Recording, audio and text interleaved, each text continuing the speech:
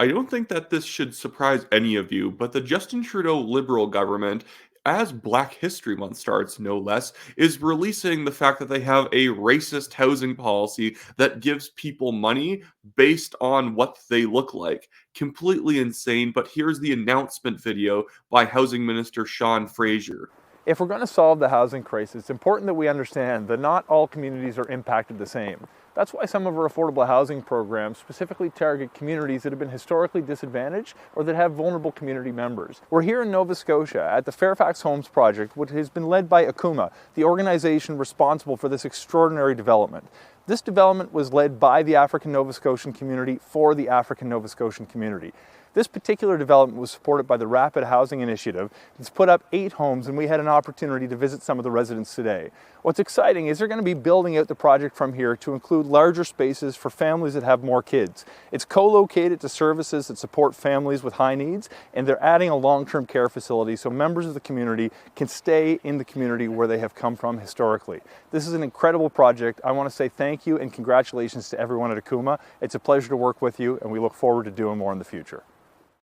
Strange that the Liberals are just coming out and endorsing racial enclaves, specifically encouraging people to not integrate into society and create little communes around the country where you only live with people who are like from the exact place that you immigrated from. That seems like a not great thing to do in Canada over time. And also just the idea that, well, we're giving money to those who have been historically disadvantaged in the housing market. You mean people who just showed up not that long ago? That's not actually surprising that people who have not been in Canada for multiple generations have a little bit of a harder time buying housing. But I don't think it's that the Canadian government needs to step in and buy those people housing or give them subsidies for their housing because they're Black. That is actually racist. You can say, well, we're doing it for a good reason. No, it's still racist. You're taking money out of the housing fund and giving it to people based on like a color wheel. That's very flipping weird. Anyways, but here's Justin Trudeau reacting to the same programs that they've been releasing. He said 2 years ago, to help break down the systemic barriers that Black Canadians face when looking for housing, our government invested in Black North America, Canada, whatever. I don't know what program that is. Because of that investment, Roderick and Kishma were able to find affordable place to raise their family in. I met with them today to hear more about their story. We spoke about how their program helps them and about what more we can do to make sure that other families benefit because everyone deserves an affordable place to call home and we're focusing on delivering that. I guess everyone deserves a place to call home unless you were white or Asian and you wanted to access this program. The government has no business deciding that certain programs only apply to certain skin colors. That's insane.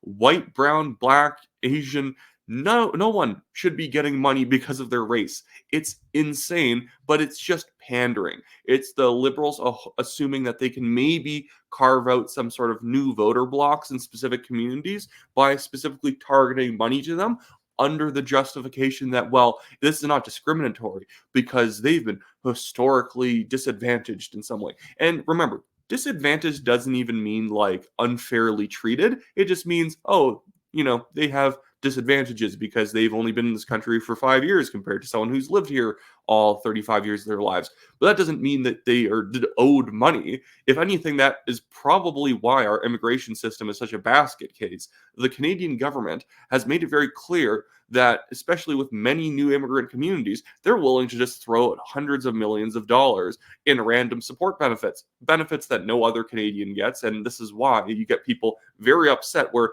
you saw the stream of people coming from the United States up Roxham Road in that illegal border crossing, and they're being given like housing and hotels and whatnot paid by the Canadian taxpayer. And you have homeless veterans who the Veterans Affairs Ministry is not taking care of. They're not investing that much money in. And like, we can argue about whether or not you should just be buying these veterans just affordable homes and they shouldn't have to take care of any of the cost at all. We can debate whether that's a fair policy or not, or there should be some input. But the fact that they're on the street and people who broke the law are getting hotels to stay in, that's pretty upsetting to me at the very least. And now we have it that you're like, if you're the right skin color, we'll basically fund a specific village in your town or whatever only for your racial group. again, that's weird. That hurts integration in the country, and it makes Canadians like it makes it like a actually is a fairly divisive policy.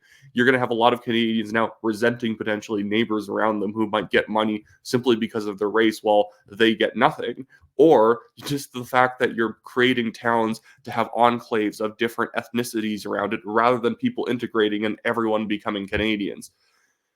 Silly policy, but what do you expect from the Justin Trudeau Liberals? Anyways, that should be it for me today. Just letting you know, in my Give Send Go, the Give Send Go link is in the description of this video. I have a legal fund going in that Give Send Go campaign in order to fund my and the National Telegraph's legal defense fund against a billionaire suing us over a ridiculous defamation case that he literally never filed any evidence for. He did, but his evidence is like his LinkedIn page and his company website that has nothing to do with it. I think they were just trying to make it seem like they had evidence. Anyways, other than that, again, Wyatt Claypool, am running for the Calgary Signal Hill Conservative Party nomination. It's this riding on the western side of Calgary. If you live in western Calgary, go check out where you live. And if you live in this riding, buy Conservative Party membership. Vote for me number one on your ballot whenever the nomination date gets set. We want real conservatives representing strong conservative ridings, not carpet-bagging red Tories like I have a lot of in this race running against me. Anyways, that should be it for me today, and I'll see you guys later in another video.